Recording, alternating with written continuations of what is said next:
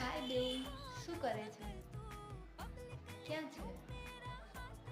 સારું, ચાલ મારી સાથે કપડાં લેવા આવજો. સારું. બલ્લી ચોકન સા શું કરે છે? હેડમાં હંગાતની ગયો લેવા. હારું. તું બહુ હેરાન કરે છે યાર. લોહી પી જઈ છે તું તો. જમી લીધું? શું જમ્યું? ખાધું?